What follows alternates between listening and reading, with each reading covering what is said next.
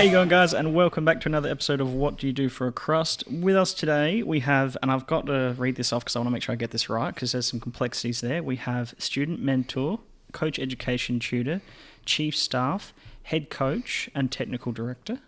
Welcome. Thank you.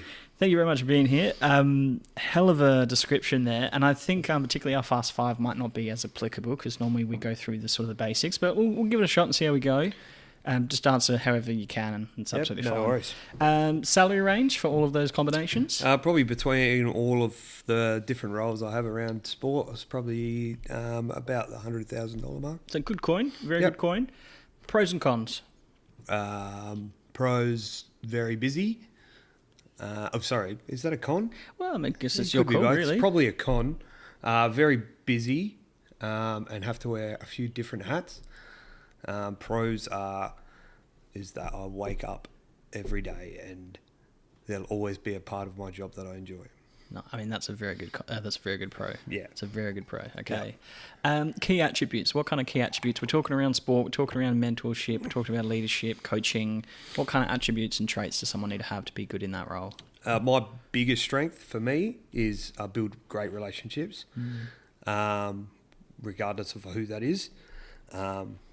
Whatever stakeholder you're playing across there, but building great relationships and having integrity and trying to practice humility, which doesn't always come off because sometimes I can be a little bit arrogant, but that's okay. I mean, you're in, it is mentorship, coaching, leadership. There has to be I do believe there has to be a level of arrogance or confidence that comes with that.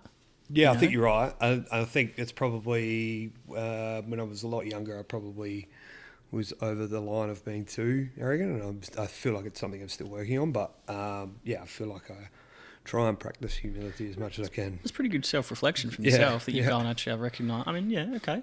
How'd you get into it? Like, lover of sport in general, but how'd you get into this? Yeah, so I, out of high school, didn't really know what I wanted to do. Liked the idea of the teaching, but I think it was just the leave. I think a lot of people do that at high school. Go, how good would it be to be a teacher? You get all this time off. So I think that's where it sort of started. Didn't really know. Did an apprenticeship, and then got into some industrial sales, and then moved to Queensland. And in and around there, I was just missing all my sport and stuff like that, and realised it was probably something I really wanted to have a crack at. And then sort of transitioned out, and it was pretty difficult, but just said yes to everything, every opportunity I could, where it was a volunteer, where it was a paid role, said yes to everything. And actually end of 2019 or start of 2020, got a contract with Saka, and I was like, yeah, brilliant, this is what I want to do, working in sport full time, get to go to Adelaide Oval every day, and then COVID happened and my contract got ripped up. Well, it just didn't get renewed, which is fair enough. And they lost 40% of the workforce or something like that at the time. But a blessing in disguise at the same time, in that 8 weeks later, or whenever it sort of went back on, went on the JobKeeper, and then at Saka managed to work in 5 or 6 different departments because it was on there, and that sort of gave me a bit of a, built different relationships. Like at one point I'm managing the New South Wales team with Mitchell Stark and Nathan Lyon on it, and then a few years later was managing the West Indies with, and one of the funniest stories is Brian Lara was coming in as one of the coaching staff of the West Indies group, and they'd gone from Karen Rolton Oval, which is just by the hospital in the city, and they finished on the Friday there, and they were starting training on the Sunday, and none of them had accreditation, and Brian Lara rolled up without any West Indies gear because he was starting that day, and security weren't going to let him into Adelaide Oval. And I happened to be there with the Darren Leadham Academy net bowlers, and saw him, and the security weren't going to let him. I had my Cricket Australia gear on with my lanyard, and I went, he could just come with me. And then got a phone call about 45 minutes later from the second in charge at Cricket Australia saying, were you the one that let Brian Lara in? I thought I was in strife. Yeah. And they were like, thank you for avoiding an international incident. So I got thanked. And that day at lunchtime, I remember speaking to him during the nets. And he saw Shamar Joseph and thought he was a freak. But then had lunch with him and Jimmy Adams. It was the last day I worked for second to last day I worked for Cricket Australia, and yeah, it was unbelievable. So yeah. So you could argue, obviously, it's created some incredible experiences and wonderful stories and that kind of thing. And the fact that you mentioned, every day you wake up and there's a positive that you enjoy about your role. I mean, it's worth its weight in gold. What kind of growth opportunities are we looking at? Well, yeah, like I said, in and around my admin sort of stuff. So I've managed to work at SACA, at Cricket Australia, and then worked at Football Australia as well, in and around the 2023 Women's World Cup, in and around mini-roos and entry-level programs, which was fantastic. So I think there's always growth opportunities, but where I sort of am now, I just want to establish myself a little bit more in the WNPL space as a head coach. I feel like I've got some runs on the board, but I think the jury's out on where I sort of sit. And then the next level is being fully professional head coach or maybe an assistant role there, which would be fantastic. But realistically, I'm a long, long way away from that. In there, and then in my work as a student mentor, there's opportunities within the school. The school's getting bigger. The school's going down different streams as well. So there's always different things that will come up there. So I'm helping with one of the, can't remember what the title is, but next week I start as one of the sport coordinators. Okay. So there'll be a full national tournament here with teams from Northern Territory, WA, New South Wales, Victoria, and that'll be part of my role will be to manage that and organise that. Well, congratulations. Yeah. Thanks. First of all, like you said before, it sounds busy. You mentioned pros and cons. It sounds like there's a shitload on. Yeah. How are you prioritising? How are you managing all this? You have to be pretty organised, and I feel like I am. But I also my big thing is that I'm happy to work the whole thing, but I always got to have something to look forward to. Whether that's I've got a couple of mates who I haven't seen for a while, but I've kept in touch with a while. They've got kids on the way and stuff like that, and we've kind of put a half date in a few months that we're going to do a bit of a group wedding the baby's head. Oh, cool! So we haven't nailed a date, and if the partners are listening to this, I promise I won't. I'll look after them, and hopefully the partners do listen to this. But so there's sort of something half in there. In a couple of weeks, where I play cricket at Unley, there's a 50-year. It's our 50th year, so there's a big event there. So there's a few of us, even last night, a couple of beers after cricket, after winning yesterday, and it's a couple of boys were going out, and I was like, no, I'm going home.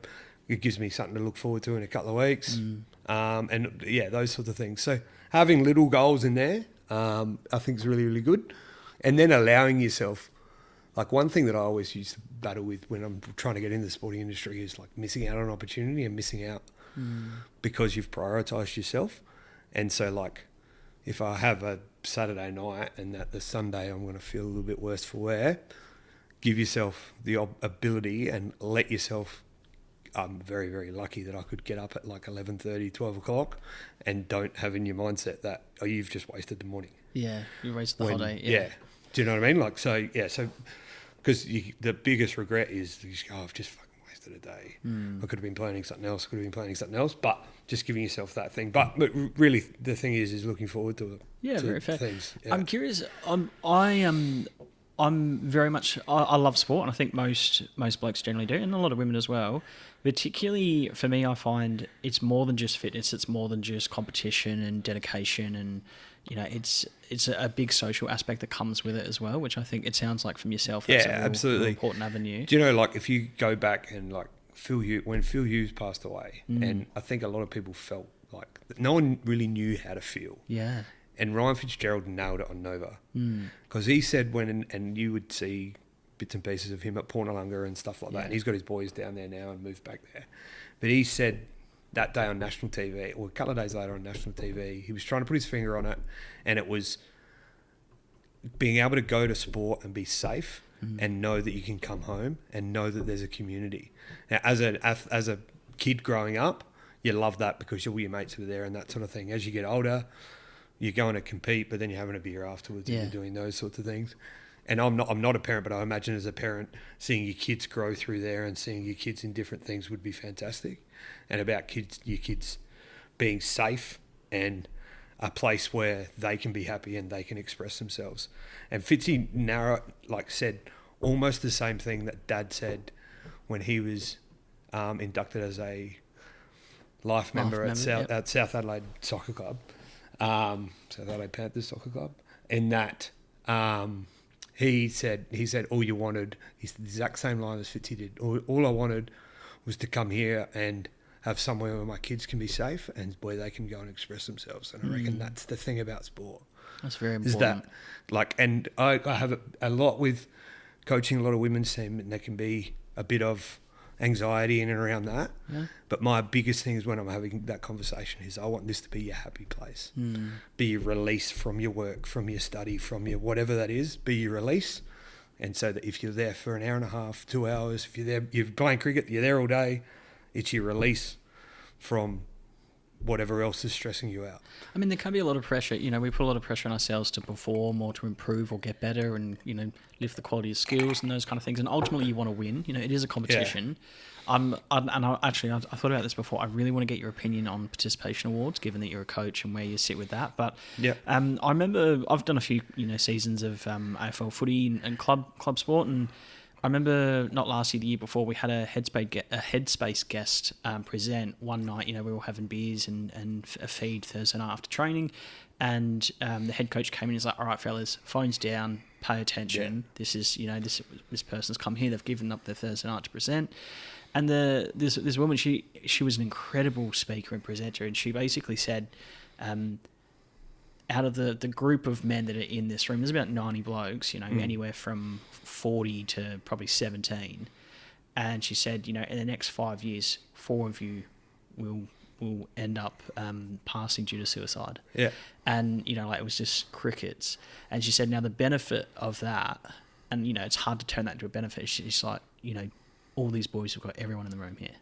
Yeah. And like, just, you could have heard a pin drop, and it was like the people were looking around and, you know, looking at, okay, who's going to be the 4 as an example. Yeah. Quite morbid, but the point that she was making is that, you know, the social community feel of a club, and not just a club, but, you know, sporting in general and being part of a team is really, really interesting. And for someone yourself, I find this really curious. I'd love to get your gauge on this. Some people prefer solidarity sports, you know, swimming, shooting, archery, stuff like that, where you only have to rely on yourself. I've always steered away from that, and I think, you know, I love the social avenue of it. I'm a natural social person, but where do you sit on that in regards to... are you a runner? Do you, like, ever... I'll run around the neighbourhood, and that's about fucking it. Yeah, but do you get, like Strava and all those sorts of things? No. Yeah, I don't love running, but, like, I see that, and like I reckon there's minimal individual sports now. It's like, even you see on the roads right now, like yesterday morning I was down at Brighton, and there's cyclists fucking everywhere. Yeah, because the Tour Down Under's on, and they think they're Stuart O'Grady or whoever's. Anyway, through, but they're always in a group. Yeah. Like, very rare you see someone running by themselves. I think they're riding somewhere to then go to a cafe to that's right. Coffee, yeah, I'm not sure they realise that they have to. I think they need to realise that you can drive to a coffee, and they don't have to wear light crap. You don't have to, like, you're riding to a cafe. Like, just wear normal shorts. Yeah. That's right. But I think more and more, I'm not an individual sport person. More and more, and even like, you know, when I was going to the gym or when I was doing something else, I'd go with someone else almost. Yeah. Like, and you're doing your own thing. It makes it more fun. Like, absolutely. And you kind of give yourself a little bit of motivation with each other. There's a little bit of, it's probably not a huge amount, but there's a little bit of responsibility with each other or whatever. But, I reckon the move away from individual sports is big. Like, and especially here in Australia, like, even look at, like, I use, like, again, tennis is on at the moment. Yeah. And the ones that, like, remember a couple of years ago when Kokonakis and who's the idiot?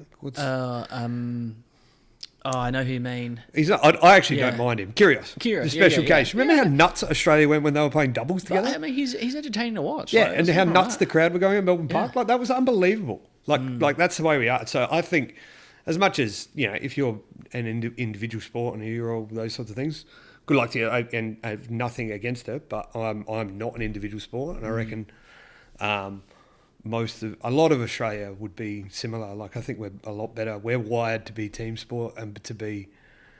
I think we're as a sporting community, we're wired to be collaborative and be teammates.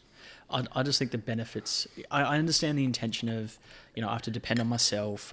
It's an avenue of, you're pursuing a goal and it's solely on you, and you've got to set hard regimens. You've got to be determined and all that shit. Yeah. I get that, but some of the best times you'll have is Saturday arvo after a game, having a beer, or even if my wife's playing sport and I go and watch their team, and then all the partners are then having a drink, watching and supporting. Yeah, and you're getting absolutely. around. It's a community feel, even if you're not playing, you're still emotionally invested. Absolutely. I think that's the beauty of sport as well. To be honest, and it's funny how that works with like a cricket sense, because like as a batter, and you're the one that might win a game for them, you do that individually. Yeah, But you do it within the team. yeah. Like you look at like the first test, Travis Head just belted 120 or whatever he did and just took the game away from England straight away, right? He still did that as part of the team, and he did it individually. And I reckon he's nailed the mindset. I don't know, but it looks like he's nailed the mindset that I'm just going to be in the mindset and I'm going to do what I need to do, and then I'm back in my team and I'm celebrating with my team and I'm back with my team. We've won together. I mean, ultimately, he's done a very good job in getting them in a good position. Yeah. But it's a team effort. Like he hasn't gotten the wickets or whatever it might be, or not all the wickets. Yeah. Okay. Controversial question. I mentioned it just before. Where do you sit on the participation award? Because I know some people go, like, it's good that everyone gets an acknowledgement of contributing and attending and performing. Yeah, I think so, and I think I probably haven't really thought about it, to be honest. But I think there's what's wrong with acknowledging that people are participating and people are doing that. I think once you get to maybe 13, 14, something like that, I think there's a way to go about it. But I think people need to be acknowledged. And that might just be by a coach. Like I remember when I was, 16, 17, those sorts of things. I didn't win many individual awards, but I was always one of the leaders in my teams, and probably didn't get noticed. And I don't know, I probably did get noticed, but didn't get told of that, and so you got a little bit disappointed.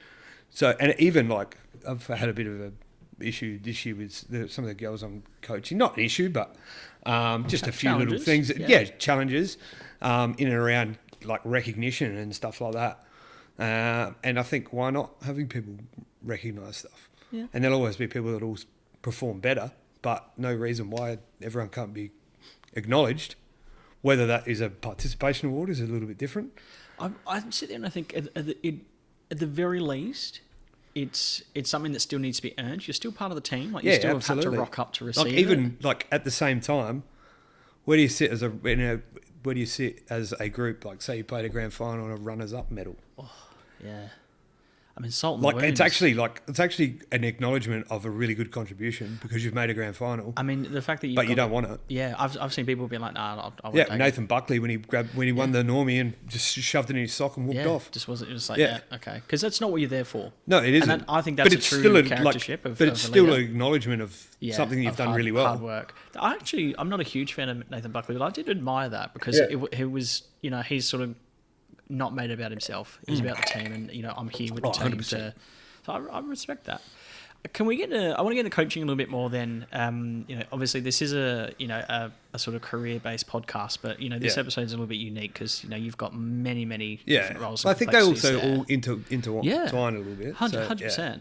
How do you go, like, I can imagine, this is where I'm going to get fucking a bit weird hearing. I'm thinking Coach Carter, Ted Lasso, We Are the Titans. If those movies don't get you fucking going, I don't know what's wrong with you. I think if they don't get you going, then you're probably not involved in sport, or maybe you haven't been, and that's okay as well. But how do you go in regards to that? Like the complexity of a coach, I guess. We talked about this a little bit before recording.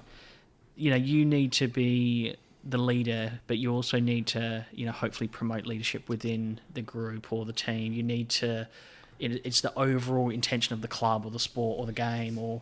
How are you doing that, I guess? I actually have probably in the last few years probably gone away from the motivation stuff and make sure the information and what actually needs to happen or what the group wants to happen, that detail's nailed. So like I always like at the end of like there's a traditional team talk in a football dressing room, soccer if you like, whatever, doesn't matter. So when I say football for the rest of this podcast, it'll be round ball stuff. Yep. But there's always a thing about what's your final thought and how you're going to motivate them.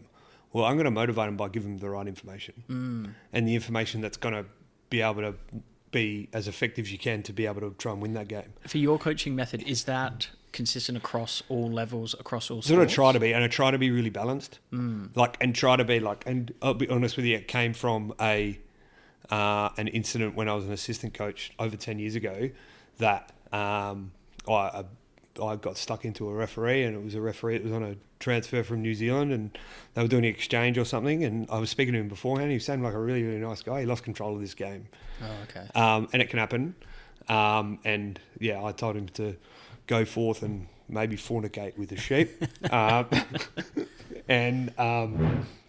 I got a 3-game ban and had $1,500 suspended fine over my head for 2 years, and I was like, probably not going to help anyone if I just keep carrying on like a dickhead. So I try to do it, and I see other coaches carrying on like fucking idiots, and I'm like, how is that helping your team?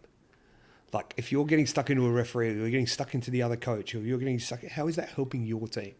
I don't get me wrong, I agree with you there, and it's great to have that. You know, when you're able to review afterwards, but in the heat of I've done basketball, I've done AFL, I've done soccer, I've done cricket. You get competitive and you get emotionally invested. 100%. If there's like a blatant, real bad call. I remember playing against, I used to do AFL Footy Hills League, and we were versing a team. We were going to win. We knew we were going to win. They were basically old fat farmers, without me being nasty.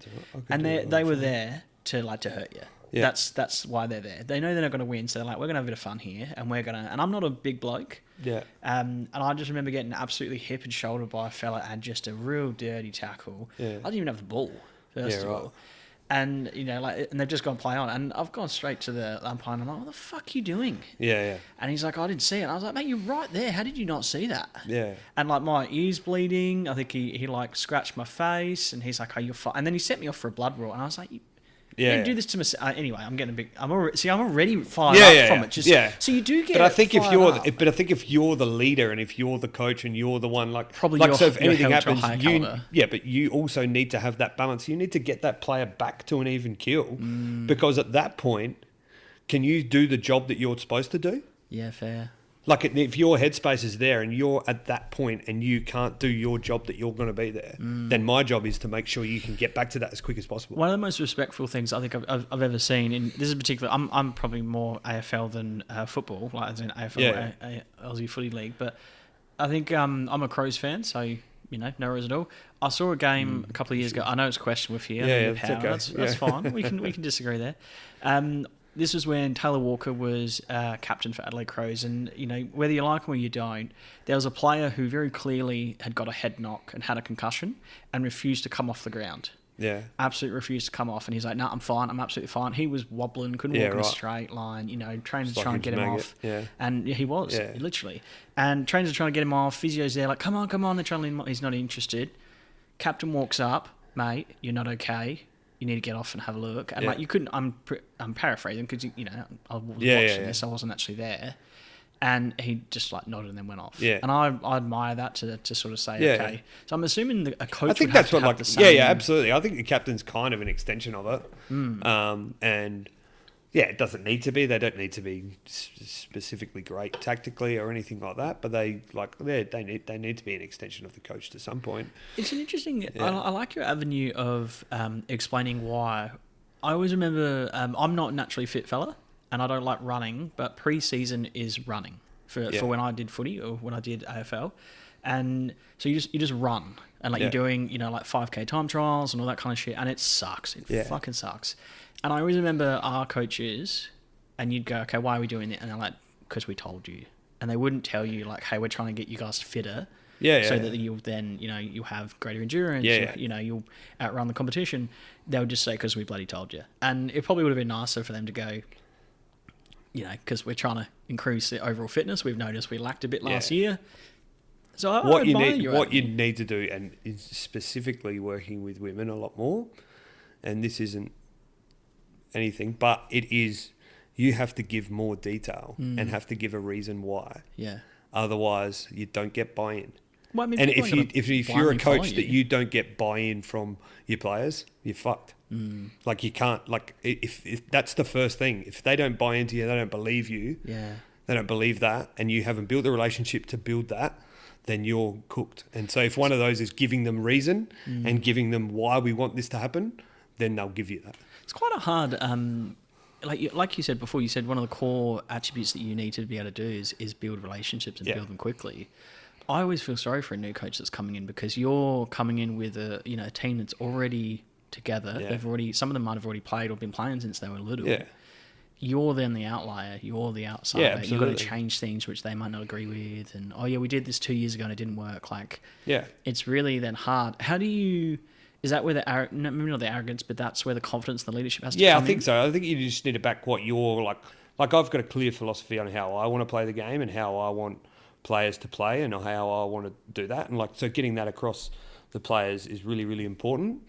But then how they like one of the things that I make sure I do is like try and keep as high standards as possible. And like a simple thing, like the simplest thing in the world is that I'll make sure I try and it's difficult if you're going from one to the other, try and have everything set up by the time the players get there. Yeah. Right? Really, really big. And it's sometimes it's not possible. Yeah. Tight But turnarounds. try and do that as much as possible.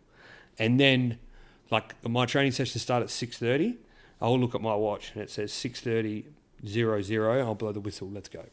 So you're Like right on. that's the first thing, right? And so all of a sudden you've just gone, this is the clear line and there's no grey there. This is the clear line. This is the standard we're going to do. If you're a minute late, you're still late. Yeah. And I get you might have worked. You might have, it might have been an accident on fucking South Road. It might have been whatever. That's okay. I get it, right? But I'm not stopping I'm not changing anything for you. Yeah. This So is getting the to schedule. that, like, and having those key standards set in to start with, I think that builds really good. Yeah, I think it builds a really good relationship to start off with because then people know where you're at, and then you can work on from there. So if you're like going, 6:35, all right, let's start now and stuff like that, I feel like you can have the piss taken out of you a little bit. Yeah, Okay. I think that's a really, like, for me, that's what I try and do as much as possible. Have everything set up. Looks professional, and people go, "Oh, this looks pretty good," and then starting right on the time and making sure that that's the start of, right. We start at 6:30. It's not fucking 6:31. Yeah, we start at 6:30. It's another reason why I quite appreciate sporting and activities and extracurricular activities for particularly young individuals. Like you set a dedication, you've made a commitment, and I really admire that. I think it just sets really good traits for life in general. You've made a commitment to this season, to this club, to this team, to this coach, whatever it might be. Fair, okay. Yeah, and one thing I hate around there, and it happens a lot in WNPL, is the amount of people that just go, "Oh, I'm just going to go overseas for 2 weeks." In the middle of the year because it's winter here and it's 15 degrees, and up at St Mary's on there it's probably about 8 degrees at training, and I've got a big jacket on and a beanie on and all those sorts of things, and I'd love to be in Sri Lanka or in Malta or somewhere else. I'd love to be there, but I'm going to be there every single time because I said I was going to be there. And this year I'd love to go to the World Cup, and I've got 4 mates that want me to go to the World Cup, and I'm not going because my standard is I've committed to this. Yeah. I'm going to make sure I commit to this the whole time. So I think a coach needs to have equal, if not more, absolutely, to the team than what the actual team does. Absolutely, yeah. How do you go? I'm just curious we talked about mentorship and such. How do you go? General mentorship for the team, but then also for individuals. Do you identify where maybe individuals need a little bit more? You recognize something? I think you do, and I think you do. And again, this is about building a relationship, right? So if you don't have a relationship with someone and you haven't got to know their little mannerisms and their little things, you can tell when things aren't off. Aren't off. But if you get to know them a little bit better, you can tell when something's not right. You can tell when something's not right. Yeah. And there's like times, and I've had a couple of Flinders is really, it's a great community, but being a women's only club is a different dynamic again, which is fantastic. But I've had a couple of people that I've seen there's something not right, try to have a conversation, got nothing out of them. Text them later. Everything all right, and then you might get a phone call the next day. Like the other day, last week, I thought I was at the end of a conversation with one of my players, and yeah, I thought it was all right, but I was like, it's not great. She then walked into my room as I was taking my boots off and those sorts of things, and sort of unleashed and then started crying, and wasn't happy and blah blah blah blah blah, and then had that conversation again. Then we played a game Friday night, and she did really, really well. And a few things that she was worried about was new players and new relationships and stuff like that. Yeah, absolutely. There's a lot going There's on. a few things that she thought wasn't fantastic.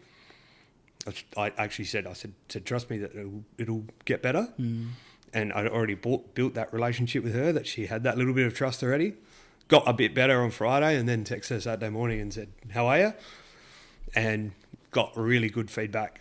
And I know that's a small example, and it's nowhere near finished, but it's knowing your players. That's is exactly an right. opportunity to then go, and if I hadn't have built that relationship with her, then maybe that goes the other way, and she goes, "Fuck this, I don't want to play." Sounds like there's quite a level of trust. Yeah, on there needs a to coach be. as well. It's not just sport. We're talking so much more, and you never know what someone's. I've said this a couple of times on a few episodes. You never know what someone's going on in their personal life. Yeah, absolutely. And sometimes sport or those commitments are a way to escape. You are almost like, we do a bit of stuff at sports college where I work during the day as the student mentor, about the accidental counsellor. Yeah.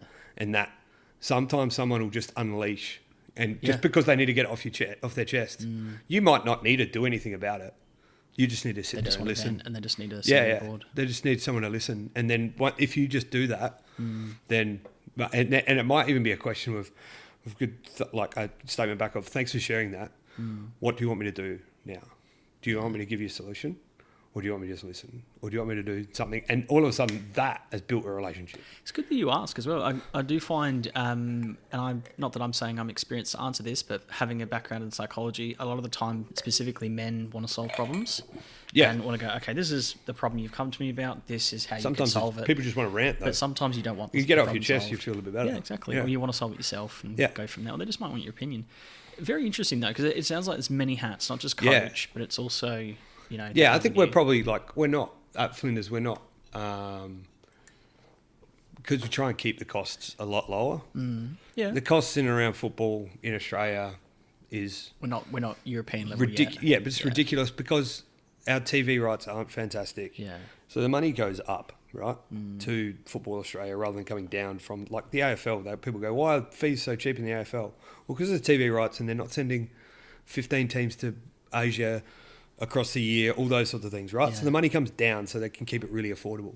So we try and keep it affordable. Whereas there's probably some clubs that are probably overcharging for what they actually are. They're getting a parent, they're coaches, and they might be doing.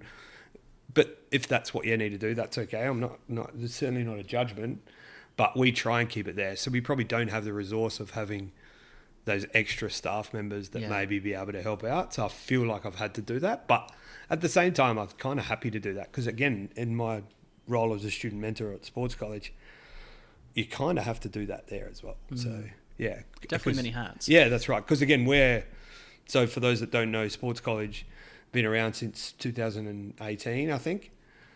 I should probably know that, but I reckon it's 2018, maybe 2019. We'll take your word for it. Yeah, and it's year 11, year 12 school, based at community sporting locations, one class, year 11s and year 12s, where everything's pretty similar, one class, teacher and mentor minimum, and you'll get some other staff that'll come in and around the place, and there's people that are on call or anything like that. You're really well supported, but you are very isolated, so you have to deal with everything. Okay. So if that means that, I remember last year there was sisters that were blueing at home and they brought it into the classroom, and so I had to go and take them for a walk around the oval, and they just started going off their head at each other like other sisters. They weren't punching each other or anything, but every single the F word, C word, they would sisters. Yeah. 15 Siblings. and 17-year-old sisters Siblings, that were just proper, and they just needed to go bananas at each other and then be separated for an hour, and then they caught the train home again together. So they were fine, right? But in that situation, in a normal school, you just go and see the counsellor. We'll give it to someone else. Yeah. And they'll go, just gets fuck, palmed I off. don't want to fucking do this in front of the council. Yeah. Yeah. They just needed to rent. Yeah. Yeah. Sometimes just providing that Yeah. opportunity. Yeah. walk And around I've the never other- heard as many, I was like 15-year-old, I've never heard that amount of F words. And I've heard a lot of F words. And yeah, but they just needed to go bananas at each other for 10 minutes and then be separated for a while. And then they came back together later in the day and they were fine. Very Yeah. fair. So you get that. You have to wear so many different hats. Yeah. It definitely sounds like, I feel like if someone's interested in going down sort of the coaching pathway, it sounds like a real passion avenue. It might not be, it sounds like it's extremely rewarding, but quite a hard gig as well. Yeah, absolutely. A couple of years ago, I was coaching another WNPL team and won the league and won the cup and then got bundled out and in the final series, which was a little bit, and I clashed with a few people. And again, this is probably a lot of my learning around arrogance and about I was on top of the world, dominating where we were. We were playing really, really good football. We had all our stats were all through the roof, and probably clashed with the wrong people, and was probably pretty ruthless with a few people, thinking probably just a bit of arrogance, thinking, yep, I'm fine here. I've got nothing to do here. And then a few weeks later, I was surplus to requirements. And then had almost every coach in the league going, what the fuck's going on to me? And I'm like, yeah, as much as I think there was probably some errors made by some other people, I'll still say that there was some things that I did wrong in and around there. And it's disappointing, but not that it actually hurt for a while. Yeah. But yeah, I've moved on and hopefully I've learned a lot more about that. I get those ranting moments now. And yeah, get really annoyed when sometimes when I'm up there by myself and I'm like, I need this to be done, there's no support, blah, blah, blah, blah, blah. And I'm like, if I go to town on someone else here, probably not going to get the support. So, yeah. Okay. I mean, it's good that you obviously can reflect on that and learn on it, and everything's a learning experience. Yeah. But it is hard when you do get, not that I'm defending you, but when you do get so emotionally invested into something. And if you don't get I think if you don't get emotionally invested, then are you in the right job? Yeah, that's exactly right. Because that's part of the deal, is the passion that comes with it. Yeah, absolutely. Because, sport is passion in general. Yeah, absolutely. Without me getting too philosophical.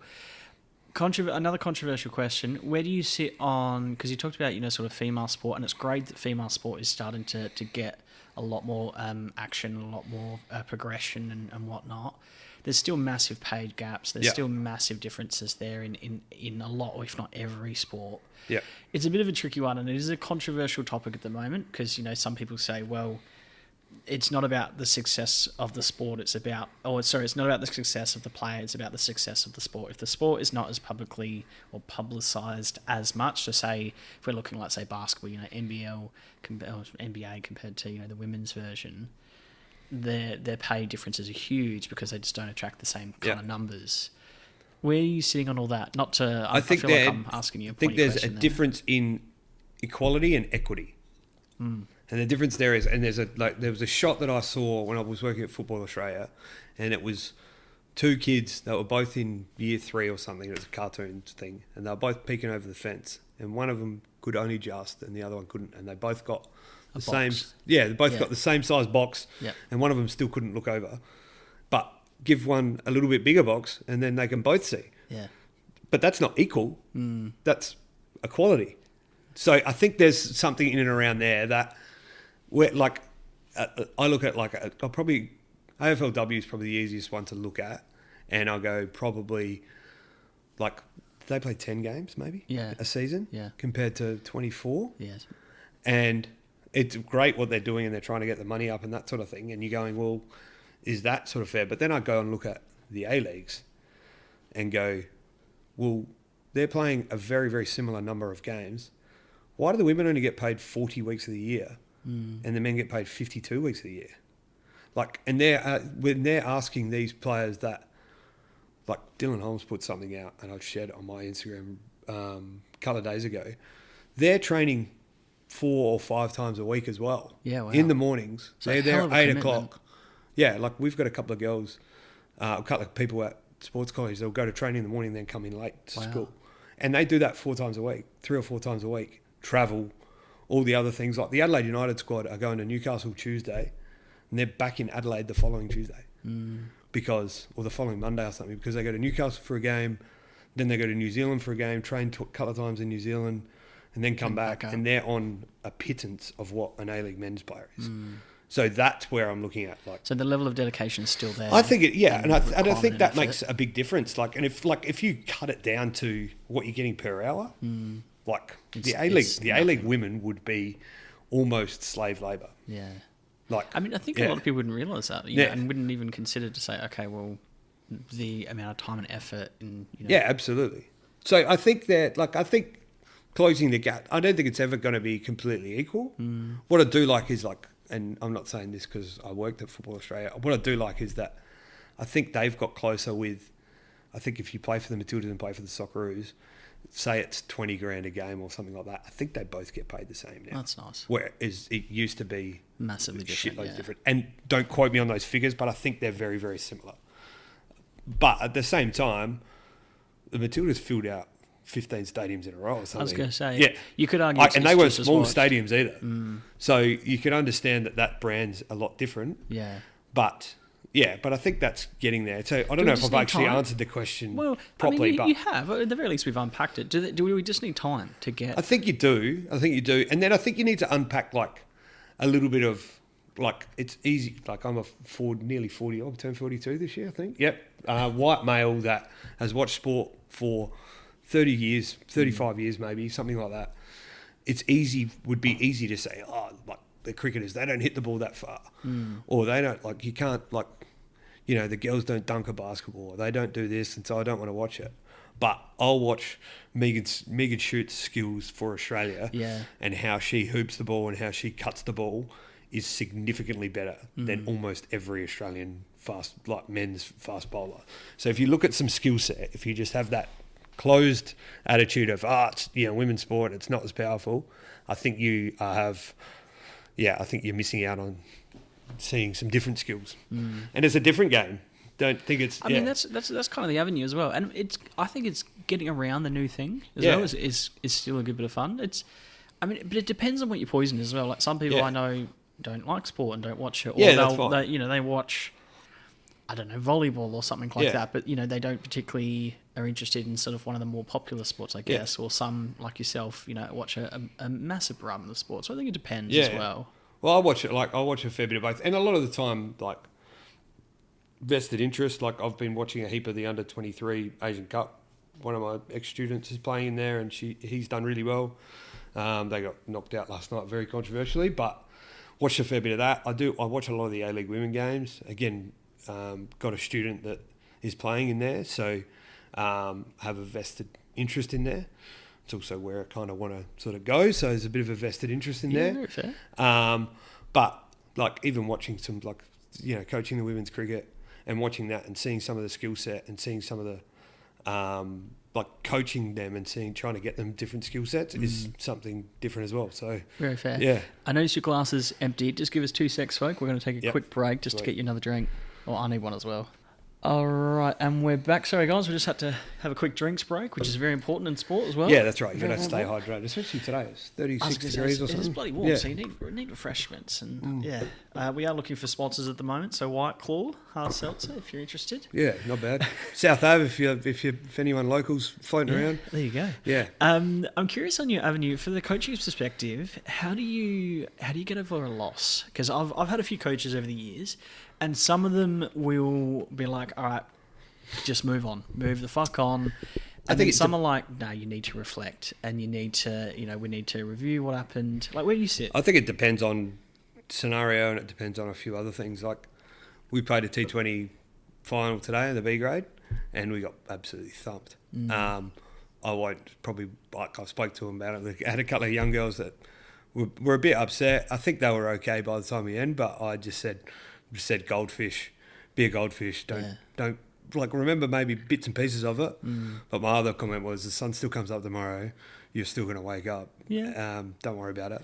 So probably won't touch on that too much. Okay. But if I look at like a football thing, like a lot of like our WNPL, we start late. So quite often it's an 8:15, 8:30 kickoff on a Friday night.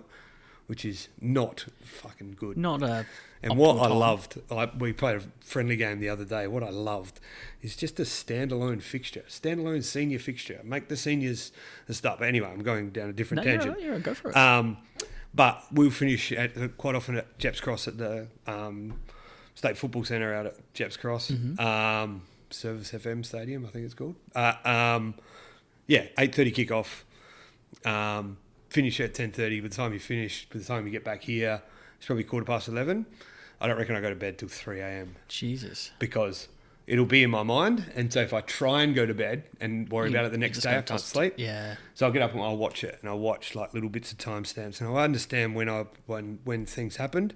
So I'll watch a replay. Lucky that it's on YouTube and the replay's there straight away. That doesn't happen in a lot of sports. And then quite often, and like stop and pause and like do little bits of like not coding, but just finding timestamps of when it's gone wrong or what are the key points. And then, sometimes, in the small hours, sometimes I may even do that twice. Yeah. And then the next day I'll go back and look at different timestamps and then get different bits and pieces. Yeah. And at that point, I've probably spoken to assistant coaches. And then probably the next time when you're planning for the next team, you're going, all right, so where does that sort of relate? What can you change differently? And then what evidence can you give the girls and saying, and then what can you change from there? So big, and again, but it's process driven. There's probably no emotion about that. Like I hate winning, I hate losing as much as anyone. It's like I'm actually a bad opposite. loser. And again, trying to get better at that. But my one thing is like try and fix it and try and do something about it. Otherwise, and I feel like if I do that, then I actually sleep a bit better. Okay. Yeah. Because I can imagine, similar to what you said before about building the relationships and the really important relationship between player and coach or team and coach, is that some people are going to take the loss better than others. Some aren't. Some are going to fixate on it for weeks. Sometimes I'll go past and get a 6-pack of bourbon and fucking drink that. Yeah, because you need it. I mean, you need to put salt in the wounds, I guess, or try and mellow the loss, I guess. Yeah. Particularly, I can imagine if I'm a player and I've had a rat shit game, if I've played horribly and I know I can play real better than that, that's where, like, are you going to try and support them or are you going to give them a bit of space for self-reflection? I try and let them give space, but I've actually got 3 or 4 players that would have texted me 4 times before I've got home after a bad game. Okay. And even after they've played okay. I still admire that because at least, not that I'm like saying overthinker. I mean, I'd rather be an overthinker. Sometimes I'll ring them and say, go and have a drink and fucking go to bed, worry about it tomorrow. Sometimes I'll say, actually, what you're saying there is bullshit. And sometimes I'll say, I need you to give me 24 hours to find you a solution. Yeah. And that'll be part of going back and watching replays and stuff like that. So. I think it's quite a... And obviously this is going to change at the level of competition and, the calibre of the we're talking, difference between preschools and professional athletes, no worries at all. But, like, you are invested, not just the coach, but the team, I can imagine if I'm a player... and I've played really, really well and the rest of the team's played shit, I'm going to then be frustrated as well. Yeah, absolutely. And have you ever got like that bit where you've been flogged or something and like there's a mate laughing? Yeah. And how does that go for you? I get so pissed. That's them decompressing. I sit there and I'm like, well, what's the point? But that's them. That's how they deal with it. Yeah, I know. The girls are even worse. And like when I first started coaching women, it was like, fuck, that's like, do they actually give a shit? But it's their way of coping. I mean, I think it depends on the calibre. I did, Hills footy or Hills AFL, B's and C's. Yeah. So, we're not winning fucking world championships, no worries at all. But I'm still training twice a week. I've lost a couple of kgs. I'm still eating clean. I'm still stretching, running. I'm at every training. Yeah. I'm there, I've done pre-season. I've put in bloody effort. Yeah. And then I get old mate who rocks up hungover as shit on a Saturday morning, or sometimes we had Friday night games. And he's, had a can of Red Bull and hung over his shit and plays terribly. Yeah. I'm fucking pissed. Yeah. And that's fair enough. And that's probably, like, you could probably communicate to him. But I think everyone's completely different though, in and around there. Like if you're doing that, like I've got no time for that. Depends on... As a guy who's probably done that. I mean, and when I say probably, I definitely have done that. Yeah. We've all... I mean, again, it depends on, the circumstance, I guess. Absolutely. But where do you go around spectators and like family? Because I'm assuming you would have, partners or also parents that are coming going, hey, I want you to help. Yeah, I think it's probably something that's something that I've actually probably changed my sort of thought on. So like I look at my WNPL squad and I've got players that range from maybe 35 and I reckon I've got 15-year-olds in my squad, right? Yeah. Right. And so like we use TMAP and I hate TMAP. But one thing that's fantastic is that if you're underage, you link to a parent so your parent gets that message as well, okay. which is fantastic. And so what I try and do is try and engage the parent to start with and again, build a relationship so that they know, actually, this is all right. And my biggest thing is that if you've got an issue, that's okay. You can come and talk to me. But we're senior football now. So I really want to just engage with your daughter and just engage with the player. Yeah. And if you're not comfortable to do that, that's okay. But that's where I really want you to get to. So rather than you having that, if we need to have a conversation about something else, that's okay. But I really want that to happen there. Yeah. And if that means that three of us have a conversation and that the player can't communicate properly, because that's what happens, like the 16-year-olds, your brain's not developed, right? Yeah. You can't, and that becomes sometimes a bit of a different thing. Yeah, it's that's nice right. just to have another person in the room That's as well, exactly whatever right. it But might be. I want to have that engagement with the player because, again, the information gets lost. It's a Chinese whispers thing almost. Do you know what I mean? Like if the player's not there. So we want to try and do that, but you still have to engage the parent as well. So, yeah. It sounds like a lot of... I think once it gets to a certain age, though, Yeah. like when you've got 20, 21-year-olds, parents moaning at you, that's where I'm a bit like, hang on, I'd they're prefer adults. if you could just fuck off. Yeah. Well, I mean, they're adults. Yeah, that's exactly right. I'm here. Yeah. I'm here with the player, not Yeah, for that's yourself. exactly right. If you go and crash into someone and hurt them seriously in the car, as a 17-year-old, your parents still there. Yeah. As a 19-year-old, your parents aren't there anymore. Yeah, fair call. Yeah. How many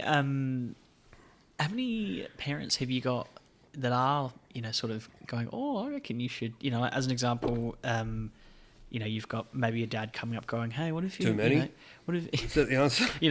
she's sweeper or, defence, and they're like, oh, could you even just put her in, forward left or something like that? Potentially. I probably haven't had that too much. Okay, that's good. Probably haven't had that too much recently. Probably have that a little bit more in the cricket setting. Like today we bowled and conceded a lot. And then it's a T20, it's a 15-minute turnaround. Yeah, shit, quick. And I had three parents try and go into change rooms and talk to daughters about what they need to do when they're not listening. They probably did take the information in, but again, captain's giving information, coaches giving information. There's a third bit of information. They go out there and go, what the fuck am I doing? Yeah. Because there's too much information. Too many right? chefs in the kitchen. Yeah, that's exactly right. And the intention is fantastic.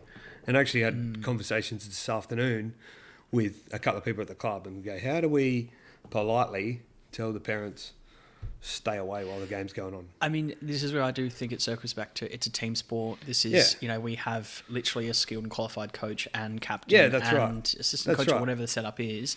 For the intention, we have our strategy. This is our game play. This is that kind of avenue. And I think that's part of the commitment to a team sport as well. Yeah, absolutely. Which is, obviously really interesting. It sounds like a lot of stakeholder management, like, and I know that's a sort of a more technical term, but a lot of communication and building, relationships and that kind of thing. Because some you might need to be a bit more harsh for, strong-willed. Some you've got to be a little bit more lenient. Yeah. Can I ask, what's the breakdown or relationship between yourself and, let's say, an assistant coach, like a head coach and assistant coach? How does that look? We have a group of coaches, so we have 4 or 5 of us. And I know it's different between sport and all that kind of thing. Yeah, and we just have a WhatsApp group where we share everything, and because everything different. Like at cricket, I work as the B grade coach, so I work underneath a couple of others, so get a little bit more instruction, and then sort of go from there and go, how are we working this? But again, completely different in and around there, and like what training happens, because you're batting, you're bowling, you're fielding. There's like. And you can change little bits and pieces of that, but the fundamentals really similar. But then when you're designing sessions, when we're talking football, then there's a lot more detail that you can put in. So putting a lot of detail in. So tonight I'll draw up the session plan, and the fitness strength and conditioning coach has given me the detail that she needs. Yep. There'll be a warm-up, there'll be a bit of conditioning in there, and then they'll be probably split into 2 groups.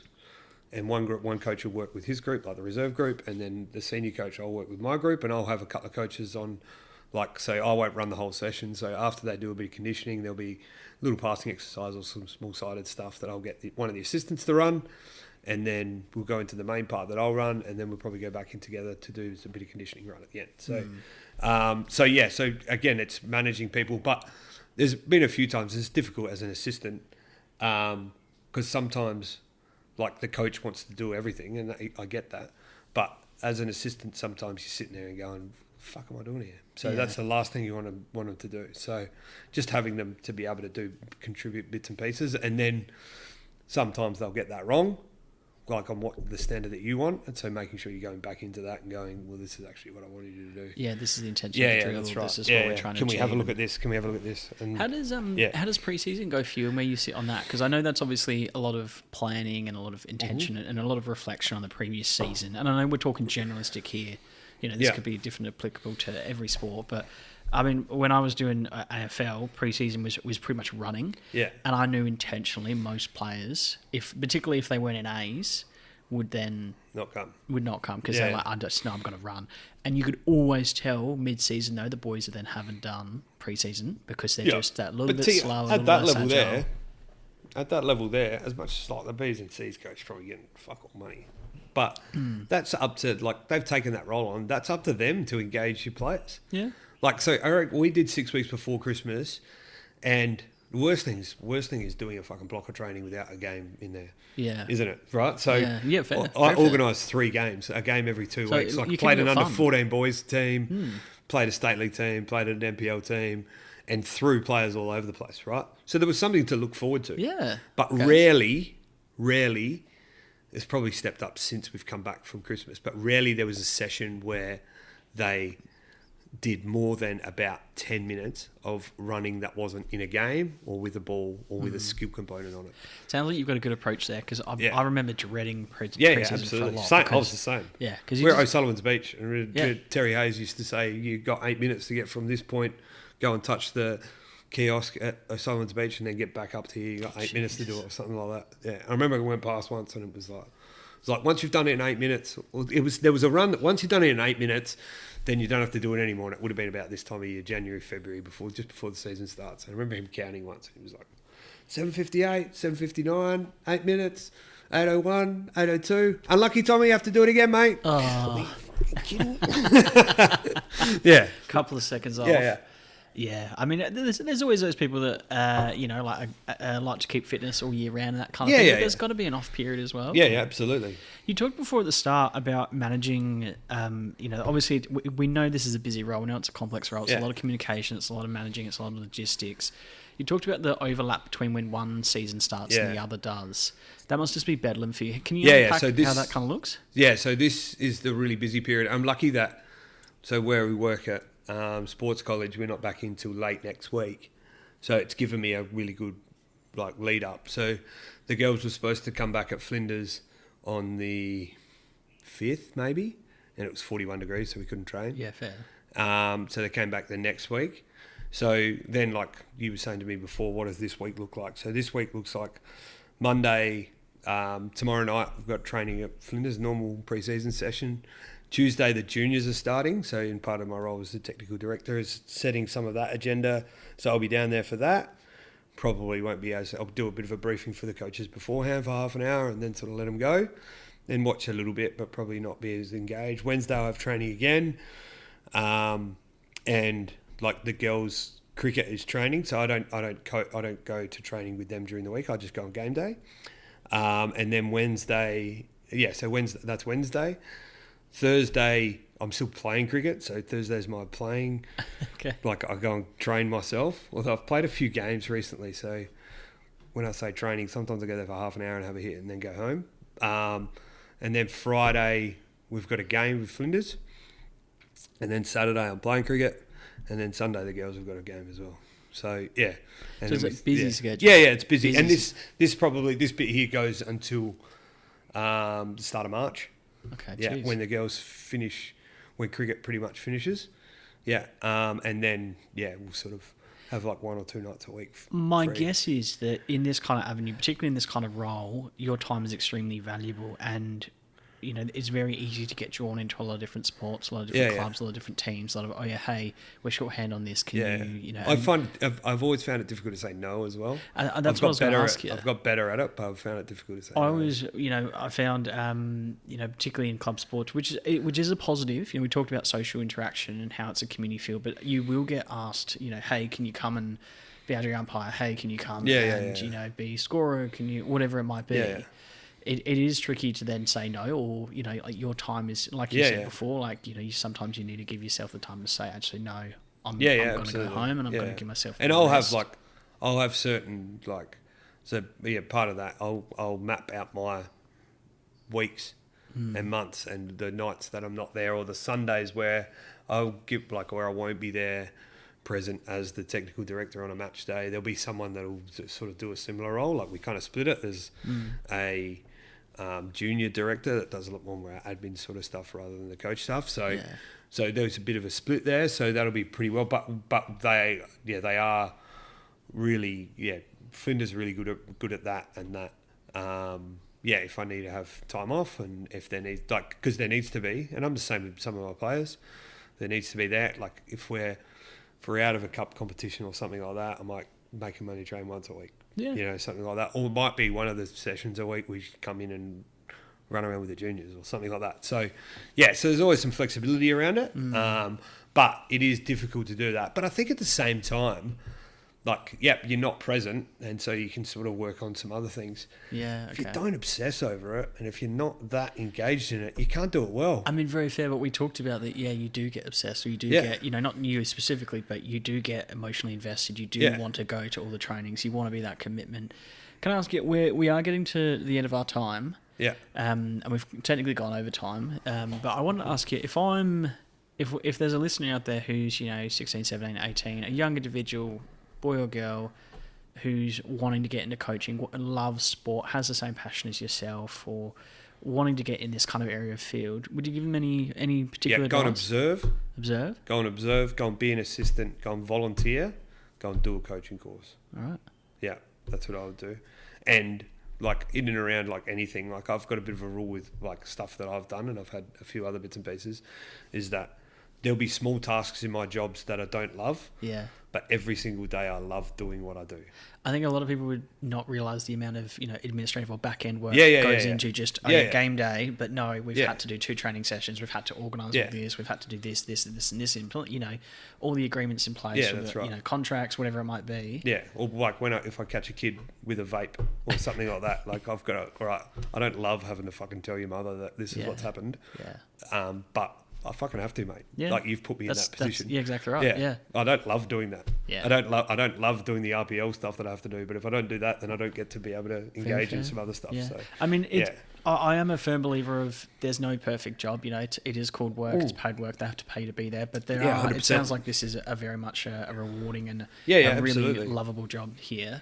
Yeah. I think pretty good sound advice by the sounds of it. Yeah. In regards to volunteering. I think I should have a handle on it at 42. My sister said the other day, she was like, probably half my life's probably finished, gone now. I'm probably over half my life. Jeez. When she turned 46, 47. I mean, it's a bit grim. But it's probably realistically, I'm pretty close to that. Pretty close to half my life. To be honest, that's the whole point of why I want to do this podcast. And, for the listeners out there, most people, some people, a lot of the people that I've interviewed in these sessions, majority of them have changed careers. Yeah. But a lot of the people out there are generally not happy in what they're doing. Yeah. It sounds like you are. Yeah, absolutely. So I would say that you're. It can be taxing. It can be all those sorts of things. But got great people that support. Got great leadership, sports college leadership. As much as sometimes I'll butt heads, and sometimes I'll probably be bit spiky, and that'll be hopefully some people from work realise that I've used that term and that it's sunk in. Their PD has sunk in. Sometimes I'll be a bit spiky. But I do appreciate all that support and all those it's basic human psychology. You can't like anything and everything. Yeah, and you absolutely. can't like everyone. There's going to be people that you naturally just don't get along with, or that you naturally don't agree with. still sounds like you have that level of Yeah, professionalism absolutely. to then go, yep, Yep. yeah. Yeah, that's it. Yeah. All right. Thank you very much for your time. No problem. Really, really appreciate it. Very, very insightful. I know you've got a lot of things on the go and there's a lot of jobs and stuff. Did you want to plug anything, just out of curiosity? Not to put you on the spot, but if not, no worries at all. But Not really, but I know you. I'll probably just make one little thing. I reckon Go you for it. spoke to a relative of ours around the 20-year-old, Yeah. around talking about school, and Yeah. you've got to go down these sorts of things. Probably, find the right school that doesn't treat people to do that. Yeah. And if any parent or anything like this, and there's kids love sport and they're battling at school, go to a sports college information session and have a bit of investigation. Do a bit of research on sports college, especially as they get later on, because it'll change their life. I feel like you and I could do a whole episode on the avenue of, sport as a profession as well, because I think a lot of people, kind of go, that might not be a standard job. It's not, I'd rather you be a doctor, a lawyer, or, whatever it might be, a physio. No, you can't be a professional cricket player. Yeah. And, or you can't have that and do something else. Like it's But there's means and ways around that. Yeah. All right. So And if you're check out volunteering, sport if you're doing colleges. those sorts of things, use yes as a default. Yes as a default. Yeah. All right. Is a real quick last question. How can they get ahead? Yes as a default. Do they should I approach a club and be like, hey, I'm really interested. Can I volunteer? What should I be doing? Absolutely. Yeah, Yeah? absolutely. Speak to your head coach or speak to someone that, if you're in and around sport, and if you're a young person in and around sport, even if you're an older person in and around sport, there'll always be someone at the club who will probably recognise it. And sometimes that's an intimidating conversation to have. Can be. But go and say, hey, I want to come and I'm really interested in this. Can I come and shadow you? Can I come and do this? I would imagine that most coaches, if they're in their community space or anything like that, I would imagine most coaches would say, yes, I need all the help I can get. Yeah. And if the person says no, you're probably not going to the right person. Okay. Fair. Cool. All Yeah. right. Thank you very much for your time. I really No worries. appreciate it. And cheers. All good. Thanks.